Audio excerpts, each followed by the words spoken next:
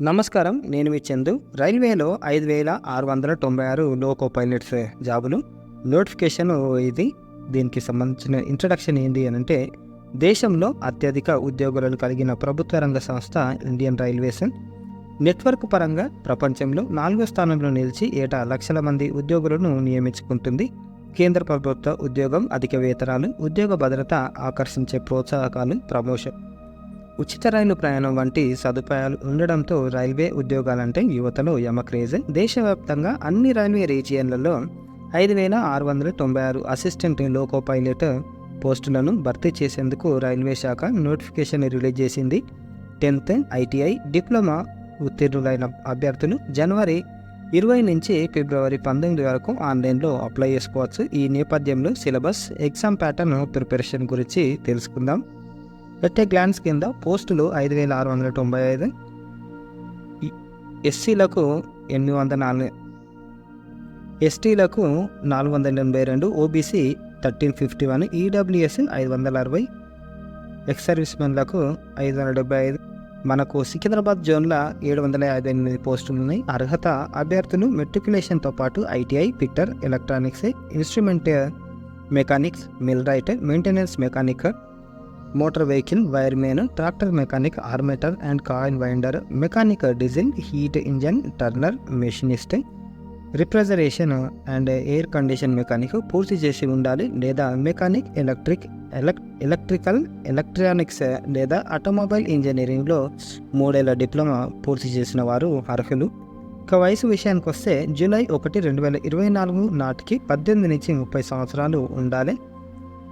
SC ఎస్టీలకు 5 ఏళ్ళు, ఓబీసీలకు 3 ఏళ్ల సడలింపు ఉంది. దరఖాస్తులు అర్హులైన అభ్యర్థులు ఆన్లైన్లో ఫిబ్రవరి ఈ డేట్ నుంచి 19 నుంచి అప్లై చేసుకోవచ్చు.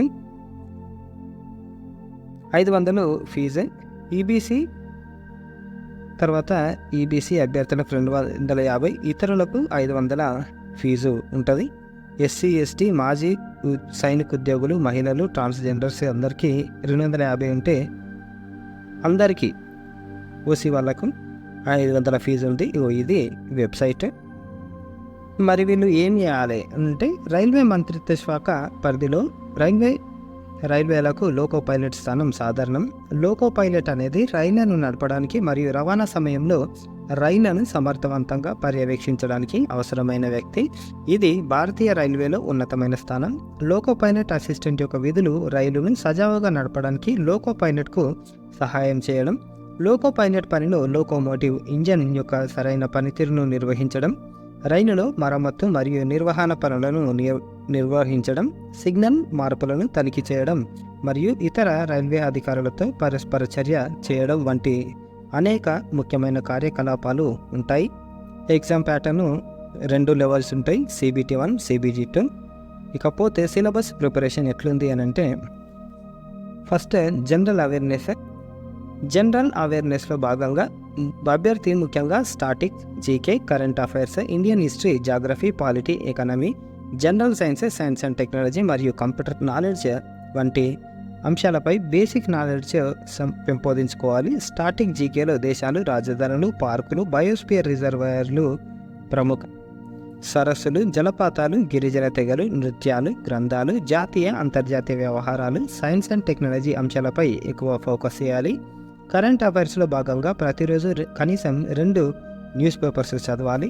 గడిచిన సంవత్సర కాలంలో జరిగిన వివిధ రకాల సదస్సులు, సమావేశాలు, వాటి థీమ్స్, రాజకీయ మార్పులు, ఆర్థిక, సామాజిక మార్పులు మొదలగు సమకాలీన అంశాలపై అంటే కాంటెంపరీ ఇష్యూస్పై విశ్లేషాత్మక అవగాహన పెంపొందించుకోవాలి.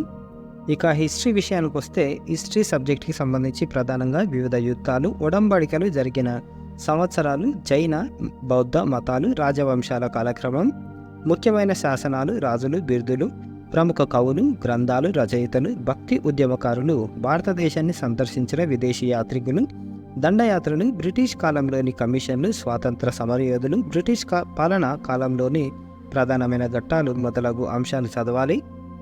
ఇక పాలిటీ విషయానికి వస్తే, పాలిటీలో భాగంగా రాజ్యాంగ పరిషత్ ముఖ్యాంశాలు, రాజ్యాంగంలోని భాగాలు, షెడ్యూల్స్, ముఖ్యమైన ప్రకరణలు, రాజ్యాంగ సవరణలు, ప్రాథమిక హక్కులు, విధులు, ఆదేశిక సూత్రాలు, కేంద్ర ప్రభుత్వం, పార్లమెంటు, సుప్రీంకోర్టు, రాష్ట్ర ప్రభుత్వం, హైకోర్టు లాంటి అంశాలపై ప్రాథమిక అవగాహన పెంచుకోవాలి.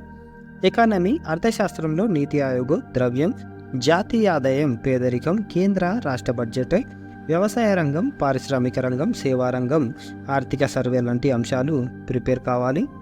ఇకపోతే జాగ్రఫీలో హిమాలయాలు, అడవులు, పీఠభూములు, ఖనిజాలు, నదీ వ్యవస్థ, దేశ నైసర్గిక స్వరూపం, రైల్వే వ్యవస్థ, విశ్వం, గ్రహాలు, నక్షత్రాలు, మహాసముద్రాలు, పంటలు, ఋతువులు మొదలగు అంశాల గురించి అవగాహన పెంచుకోవాలి.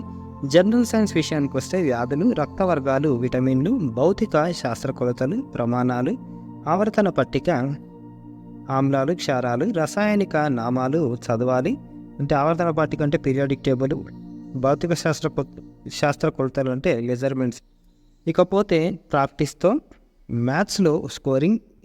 ఈ విభాగంలో ప్యూర్ మ్యాథ్స్, అర్థమెటిక్స్ అంశాలు ఉంటాయి. ప్రీవియస్ పేపర్స్ ప్రాక్టీస్ చేయడం ద్వారా ఏ టాపిక్ నుంచి ఎక్కువ ప్రశ్నలు అడుగుతున్నారో తెలుస్తుంది. ముఖ్యమైన చాప్టర్లపై ఫోకస్ చేస్తూ ప్రిపేర్ కావాలి. ఇంకా మ్యాథ్స్ విషయానికి వస్తే number system, bodmas, decimals, fractions, LCM, HCF, ratio and proportion, percentage, mensuration, time and work, time and distance, simple and compound interest, profit and loss, algebra, geometry, trigonometry, elementary statistics, calendar and clock, pipes and cistern topics నుంచి ప్రశ్నలు అడుగుతారు.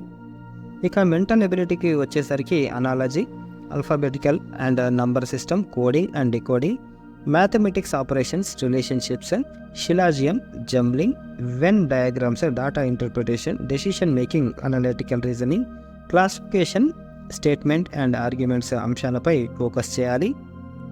Previous పేపర్స్పై focus. ఈ విభాగంలో భాగంగా verbal, non verbal reasoning practice చేయాలి. ఇందులో మంచి స్కోర్ సాధించే అవకాశం ఉంటుంది కావున ఎక్కువ ఫోకస్ చేయాలి. ప్రీవియస్ పేపర్స్లో ప్రశ్నలు ప్రాక్టీస్ చేస్తూ seating arrangement, puzzle test, logical Venn diagrams మరియు డేటా ఇంటర్ప్రిటేషన్కి సంబంధించిన ప్రశ్నలు ఎక్కువగా ప్రాక్టీస్ చేయాలి.